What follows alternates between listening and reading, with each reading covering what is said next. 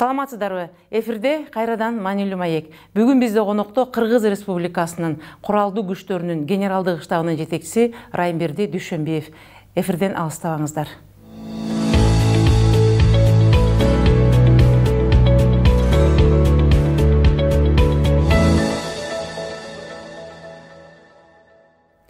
Саламатсызбы, Райымберди мырза, студиябызга куш келиптирсиз. Сизге чейинки чакырылган коноктор сыяктуу эле менин алгачкы суроом 2018-жыл сиздин эсиңизде эмнеси менен калды? Куралдуу күчтөрүндө 2018-жылы эл аралык деңгээлде эки чоң учение болуп өттү. Бирөө антитеррор атысынын алкагында, экинчиси взаимодействие 2018 ОДКБнын алкагында. Бул балыкчыдагы биздин полигондо болуп өттү. Ал жерде 2000ге жакын аскер кызматкери катышып, аскердик техника, учактар катышып, ошол жерде биздин аскер кызматкерлерибиз, офицерлерибиз, башкаруу органдары тажрыйба алышып, коюлган тапшырмаларга, максаттарына жетишти. Бул машыгууларда Кыргызстан менен Россия Федерациясынын аскер кызматкерлери, биздин атайын подразделениябыз катышып, көпчүлүгүн ошол Кыргызстан менен Россия Федерациясынын аскер кызматкерлери түздү. Андан сырткары турак жай маселелери дагы куралдуу күчтөрүндө мамлекеттин деңгээлинде чечилип жатат. Айтып кетсем, 54 батирлүү Бишкекте үй май айында тапшырылган президентибиздин катышуусу менен Сооронбай Жээнбековдун. Андан сырткары дагы 11 чек ара объекттери баягы Евразиялык экономикалык биримдиктин тышкы чек арасында толугу менен бүттү. Төртөө тапшырылган.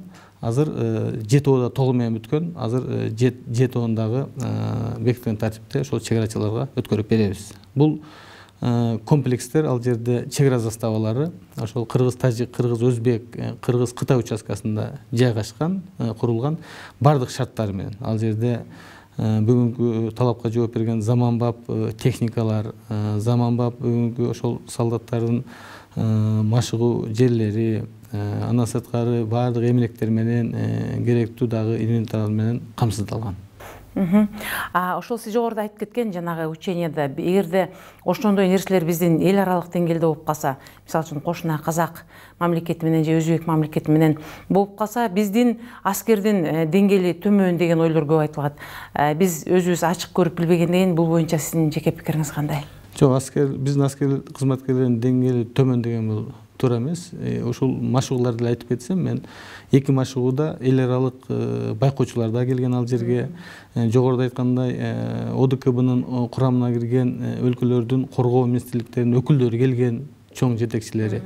Алардын баардыгынын берген баасы боюнча ошол биздин Кыргызстандын куралдуу күчтөрүнүн аскер кызматкерлеринин биздин бөлүктөрдүн даярдыгына чоң баа берди да. Алар көрүп ушунчалык. Андан сырткары ошол биздин офицерлер, атайын башкаруу органдары дагы пландаштырып, тапшырмаларды койгону, көзөмөлгө алганы, указанияларды бергендиги, техниканы, учактарды, башкаларды колдонгону боюнча өтө чоң бааларын беришти. Даярдыгы жакшы деп.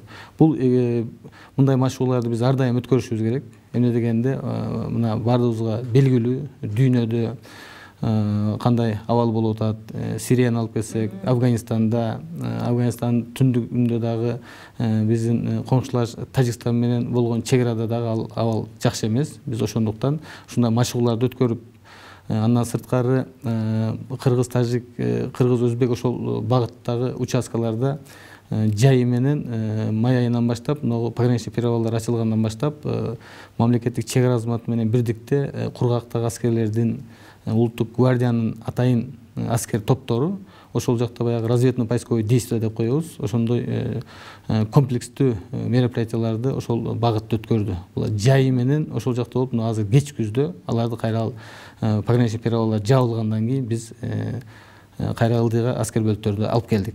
Ошондой эле иш аракеттерди эмки жылда жүргүзөбүз. Андан сырткары биздин ошол ОДКБ, ШОС коңшу өлкөлөр менен бирдикте маалыматтарды алмашуу дагы, кандайдыр бир маалыматтар болсо, ошолорду алмашуу боюнча дагы бир топ жумуштарды жүргүзүп жатабыз.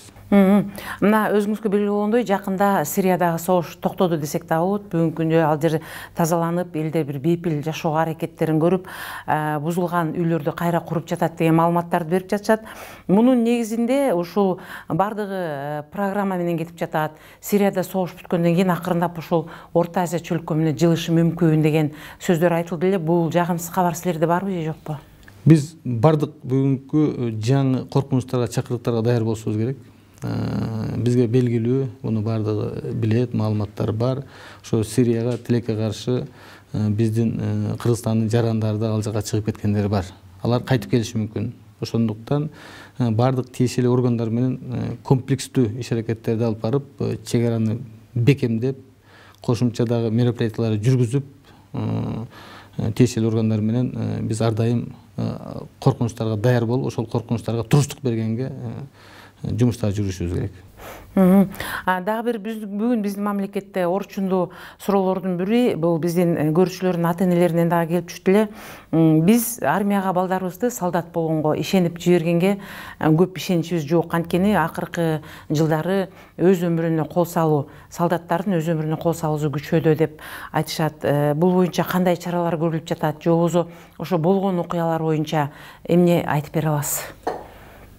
Азыркы бүгүнкү күндө акыркы жылдары мен айтып кетем, акыркы жылдары кызматка, аскер кызматка кетем деген биздин жаш уландардын саны көбөйдү.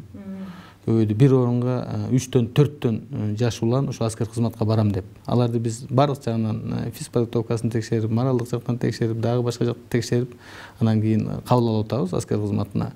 Андан сырткары аскердик кафедралар болгон, аларды дагы жойгонбуз. Ошондуктан бүгүн 25% аскер кызматкерлери срочный службага жогорку билим менен келип калды. Ал балдарда жогорку билими бар, баягы бардыгын көргөн, түшүнгөн, анан 11-9 класс бүтүп келген, мектеп бүтүп келген балдарды өзү менен тартып, алар көп нерсеге үйрөтүп атат.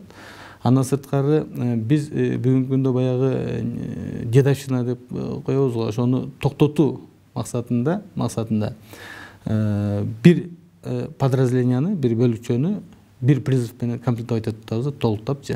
Баягы 2 призыв бир жерде кызмат өтөбөйт, бир подразделение. Ошондуктан баягы солдаттардын ортосунда болгон дедовщинаны толугу менен токтоттук деп мен айта алам. Ал эми убагында дедовщина болуп, убагында ошол кызмат кылып жүргөн мурун солдаттар азыр контрактниктери бар, кээ бирлер прапорщиктери бар, кээ бирлер даже офицер болуп калгандары да бар да. Ошолордун арасында кээ бир убактарда мындай окуялар болуп калып атат. Андай окуя боло турган болсо, биз катуу чаралар көрүп, иликтөөлөр жүргүзүп, эгерде ошол жерде состав преступления болуп, дагы башка нерселер боло турган болсо, тез аранын ичинде материалдарын аскердик прокуратура өткөрүп берип, аларга карата катуу чечимдер кабыл алынып атат. Эгерде ошол жерде командирлердин күнөөсү болсо, аларга карата дагы чаралар көрүлүп жатат. Мен салыштырмалуу айтып кетет элем. Бизде статистика, бардык анализдер бар. Мурунку жылдарга салыштырмалуу жок эсе баягы суицидте өзүн атып, өзүн асып алгандар жок эсе. Мисалы үчүн быйыл Кудай сактасын 2018-жылы бир дагы солдат срочник суицид совершать эткен жок. Ал эми баягы каза болгондор бар, аскер кызматкерлердин арасында. Булар баягы ооруп, анан кийин ДТПлар көп болуп атат. ДТП өзүнүн личный автотранспортунда же таксиде кетип атып ушундай каза болуп калгандар бар. Өзүн мындай атып, өзүнө кол салып мындай болгон окуялар куралдуу күчтөрүндө срочниктердин арасында болгон жок. Райымберди мырза, мисалы үчүн мен өзүм эле ошо чек арадан өтүп бара жатканда башка кошуна мамлекеттердин чек арадагы салынган имараттары, алардын солдаттардын кийимдери, алардын өзүнө ишенимдүү турушу башкача элес калтырат дагы. Ал эми биз тараптагы ошо мекен чек араны коргоочулардын кийим кечеси, өздөрүнүн абалын карасаң деле бир аз бир көңүлгө толбогондой сезиле берет. Ошол бизге дагы жаңыртып, жаңы имараттарды салуу, чек араны бекемдөө деген нерселерге бизге өкмөттөн көңүл бурулуп акча бөлүнөбү, же бир кезде бөлүнгөн боюнча эле ошол дагы деле эле турабы эски боюнча? Жок, сөзсүз түрдө. Мен жогоруда айтып кеттим, ал баягы пландар барбы ошондойду салыш керек? Сөзсүз түрдө мен жогоруда айтып кеткен баягы 11 объект бул баягы Евразиялык экономикалык биримдикке киргенде Россия тарабынан бөлүп берген каражатка салынып толугу менен бүттү. Ал жерде бардык шарттары бар. Бул баягы тышкы чек-арада кыргыз-өзбек, кыргыз-тажик, кыргыз-кытай участкасында. Ал эми былтыр мурдагы жылдары могул кыргыз-казак участкасындагы атайын көзөмөлдөө өткөрүү жайлары бардыгы жаңыланды. Жаңы ошол жердеги имараттар салынып, бардык шарттар ошол жерде кызмат кылган чек-арачыларга түзүлүп, жаңы аппаратуралар, компьютерлер да тиешелүү баягы техник средства, пограничный контроль, охранный границ деп коебуз, ошолордун баардыгы коюлган. Баягы аскердик формасы боюнча дагы өзгөчө көңүлдүү ошол көзөмөлдөө өткөрүү жайларына биз бурабыз. Эмне дегенде өзүңүз айткандай, бул мамлекеттин күзгүсү. Биздин ошол жердеги чек-арада турган солдатыбызды көрүп, анан мамлекетке биздин меймандар, туристтер кирип келишет.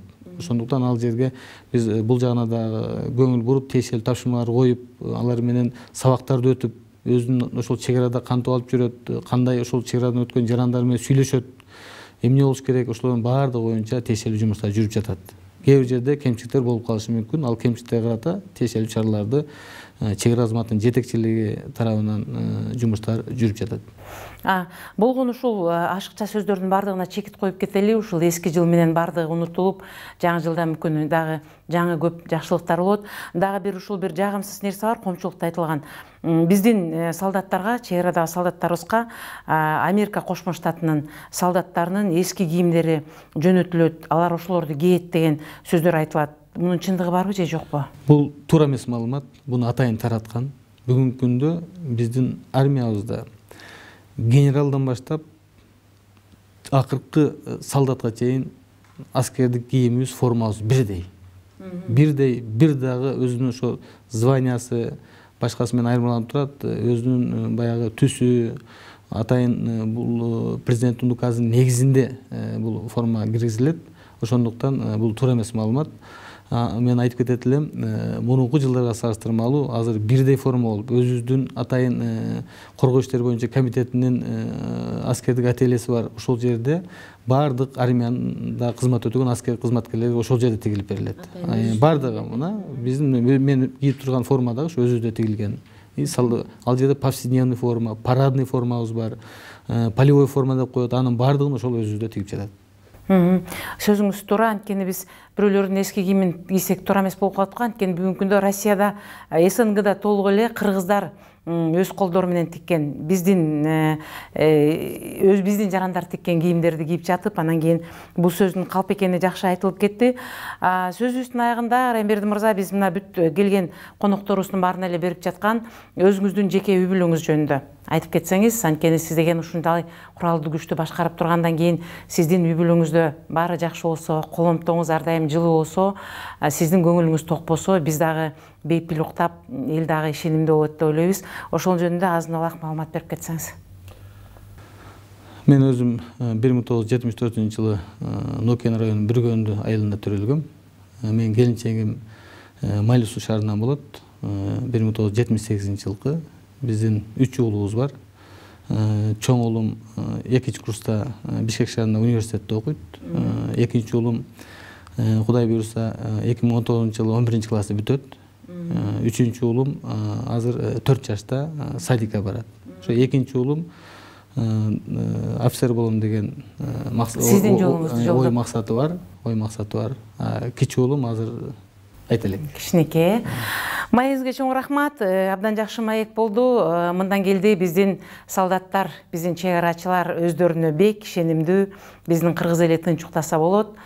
Биздин бир эле Кудайдан тилегенибиз бизди жаман нерселерден, сырттан келген, айтпай келген душмандардан сактасын. Ал эми биздин жигиттер Манастын тукуму деп өздөрүн бир абдан бийик сезген, дуктарын бийик көтөргөн солдаттар, мен ойлойм, алар дайыма чепте бек турат деп. Рахмат.